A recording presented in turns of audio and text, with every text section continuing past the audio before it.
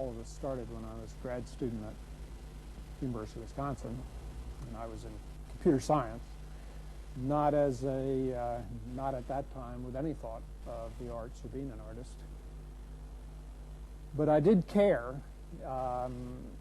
in a more personal sense than a technical sense about the computer and what it was like to use one. And there were things that I resented about computers. I resented the fact that I had to sit down to use them. I resented the fact that I was using a 100-year-old device to operate them, a keyboard. And the fact that I was using, that it was denying that I had a body of any kind, and that it wasn't perceptual. It was all sort of symbolic. And I was trying to find out the best way of making a computer, and I started thinking that artists had the best relationship, artists and musicians had the best relationships with their tools. So I started thinking about the arts and taught a class for artists to use the computer. And then I just started getting more interested in not teaching anything in the normal sense, but in communicating the essence of computers and trying to make it so that you would experience a computer rather than learn to use one or learn to do something efficient with it. And that is essentially the role of an artist, to express something. And I was thinking almost of expressing the computer the same way that the religious painters would express the scripture. Technological positivist. I loved the possibilities of technology. I didn't love the fact of what I found. So in the first environment, I was the computer. I sat at a data tablet in the computer center in Wisconsin, and I drew on that data tablet. What I drew appeared on the computer screen, was transmitted a mile away to the gallery, where it was superimposed on the live image of people. And what they saw was the projected image of themselves and graffiti that I was drawing on top of them. And then together we invented a medium. So it by accident occurred that one day I was following somebody's finger, and it looked like they were drawing. They thought they were drawing, and all of a sudden the finger was magic, and they were just moving their finger on the screen. There would be groups of people, and one person would be drawing, the other person would take it from them. And we just discovered that there was this very natural desire to identify with the image on the screen.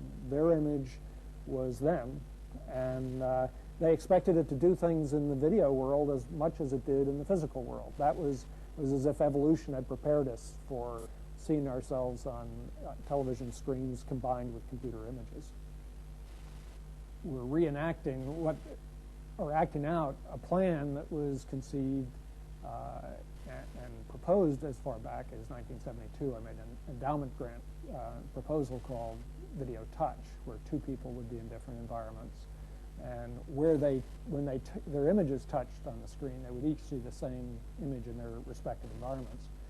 In '74, the video play system, this system, actually started its existence. As early as '74, the computer could see you, and the computer could find whether a point on the screen was part of you. It could find your edges in real time and respond in limited ways. But I was always sort of I always had the complete medium in mind and wanted to do nothing less than the complete medium. Okay, this is a study for the piece that we'll be doing at SIGGRAPH. The interaction between a large image of the hands and the small image of the person. Now we'll be doing both scenes where the human is full size, or the full body is full size, and the hands are this size. But also one of the main attractions is the juxtaposition of large and small, so that the two people will now interact and to some extent discover what the possibilities are, what is suggested emotionally by scale. And this is part of the general video place concept of people getting together in the artificial reality. In other words, what's happening now between the two people, if this is a live image, is that we're now interacting in a way that humans have never could. And now what does that suggest? Simple as this is, it starts to suggest the kinds of things that we'll be able to do.